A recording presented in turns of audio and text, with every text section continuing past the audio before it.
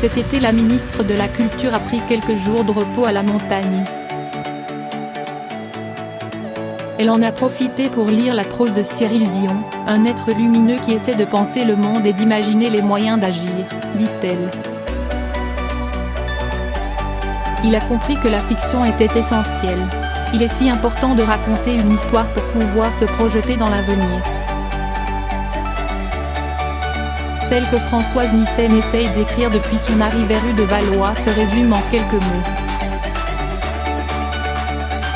Je veux rendre la culture accessible dans tous les territoires, martèle-t-elle.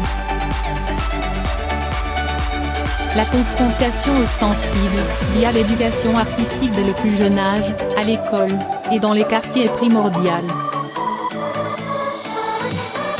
On le voit dans les classements PISA, les pays qui ont assimilé le mieux les pratiques culturelles au parcours de vie, comme la Finlande, sont les mieux classés en termes de résultats scolaires. Elle cite la pratique du chant, qui permet d'être attentif aux autres. Devenir ministre n'était pas dans ses plans, mais elle n'a pas hésité longtemps lorsqu'Emmanuel Macron lui a proposé de devenir l'ambassadrice de la culture.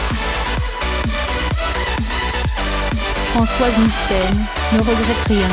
Elle évoque avec fierté le pass culture qui sera expérimenté à la rentrée auprès de 10 000 jeunes.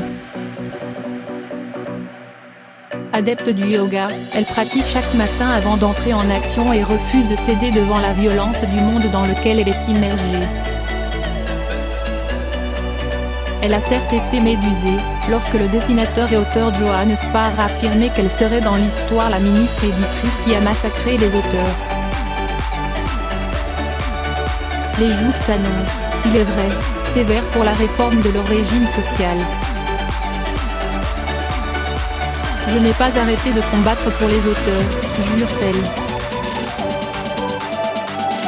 Les artistes sont des êtres exceptionnels et fragilisés qui n'ont aucune sécurité. J'ai compris l'angoisse qui avait été générée. Ils n'ont pas eu assez vite de réponse à leurs interrogations. L'ex-éditrice, habituée au temps long de la réflexion et percutée par l'immédiateté de la vie politique. Alpiniste avertie, elle se fie à sa boussole pour surmonter les obstacles. Retrouvez l'intégralité de cet article dans Gala en kiosque dès mercredi 22 août. Teddy Photo, Best Image.